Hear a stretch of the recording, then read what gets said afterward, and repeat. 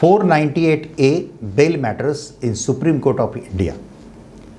दोस्तों 498A ये IPC का सेक्शन है जिसके अंतर्गत ये जो चैप्टर हैं 20A ये चैप्टर में दिया है। चैप्टर का हेडिंग है क्रूएल्टी बाय हस्बैंड और रिलेटिव्स ऑफ हस्बैंड। तो और 498A का हेडिंग है हस्बैंड और relative of husband of a woman subjecting her to cruelty. तो फिर वो क्रूएल्टी मेंटल क्रूएल्टी हो, झगड़े करना हो, फिजिकल हैरेसमेंट हो, स्टारवेशन हो या डाउरी का डिमांड हो, ऐसे बहुत सारे मैटर इसमें आते हैं। लेकिन हम देखते हैं कि इसका मिसयूज़ भी काफ़ी होता है।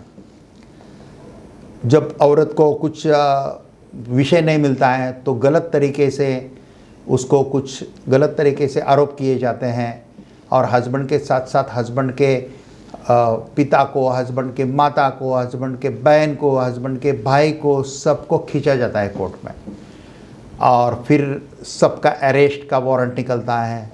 ये सब झंझट है। इसलिए बीच में सुप्रीम कोर्ट का एक केस लॉज निकला और उसमें क्लियर कट दिया गया है कि 498A में पहले क्लियर कट पुलिस ऑफिसर ने देखना है कि इसमें सही में ये लेडी के ऊपर अन्याय हुआ है या ये फैब्रिकेटेड है। तो इसलिए अरेस्ट करने के पहले काफ़ी प्रिकॉशन अभी ली जाती है, जल्दी अरेस्ट नहीं होता है। लेकिन एंटीसिपेटरी बेल इसमें लेने की प्रोविज़न है। तो एंटीसिपेटरी बेल होगा भी। ये बेल मैटर कौन से सेक्शन के अंतर्गत कवर होते हैं वो बताता हूँ। CRPC का जो सेक्शन है 437, 438, 439, 437A, ये जो 4 सेक्शन इम्पॉर्टेंट है, ये 4 सेक्शन के इम्पॉर्टेंट भी ये बेल मैटर चलते हैं।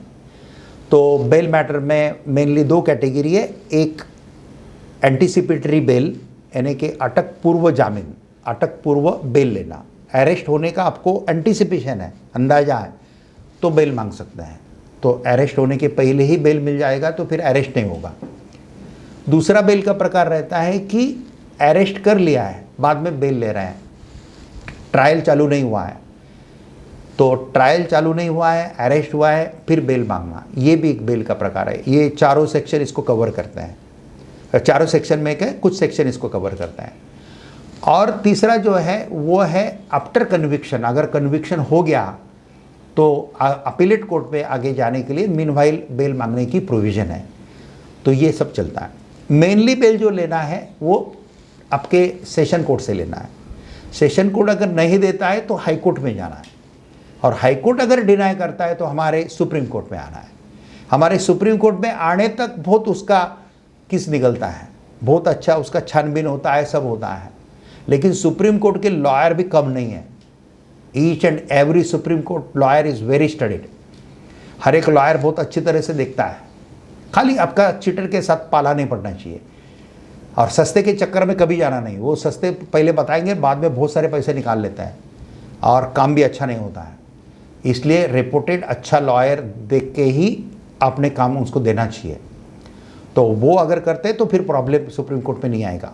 आपको मैं बताता हूँ कि सुप्रीम कोर्ट में जब मैटर आता है तब सुप्रीम कोर्ट के लॉयर को ट्रायल कोर्ट का यानी कि सेशन कोर्ट का, ट्रायल कोर्ट का पूरा स्टडी करना पड़ता है। फिर हाई कोर्ट में क्या हुआ उसका पूरा स्टडी करना पड़ता है। फिर हाई कोर्ट ने कौन से पॉइंट कंसिडर नहीं किए हैं ये प्रॉपर एक बता के उसके ऊपर क्वेश्चन ऑफ लॉज, कभी कभी रूल्स को, रेगुलेशन को, कानून को भी चैलेंज करना, ये सब करके लेना पड़ता है। फिर ग्राउंड्स अच्छे बनाने पड़ते हैं ताकि सुप्रीम कोर्ट में वो एडमिट हो। इसलिए यहाँ पे बहुत ज़्यादा मेहनत लगती है। इसलिए रीजनेबल फ़ी अगर आप प्रॉपर दे देते हैं तो आपका काम बहुत अच्छा होता है और सक्सेस मिलने के चांसेस भी आपके बढ़ते हैं। तो ये कि याद रखना 498A में अगर सही में इन्वॉल्वमेंट फैमिली का नहीं है, सही में गलत कुछ हुआ नहीं है, लड़की ही गलत है, तो ये अपने आप ही क्लियर हो जाता है। इसलिए आपको बेल मिलना ही मिलना है।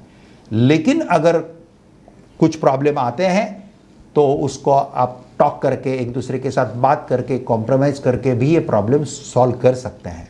मैं तो कोशिश करता हूँ कि ये मैटर ही ना आए। इसलिए मेरा एक वीडियो जरूर देख लेना। जिस हस्बैंड वाइफ का झगड़ा चलता है उन्होंने वो वीडियो जरूर देखना चाहिए कि how to avoid matrimonial matters. Matrimonial matter avoid कैसा करना है, झगड़ा ही नहीं करना चाहिए।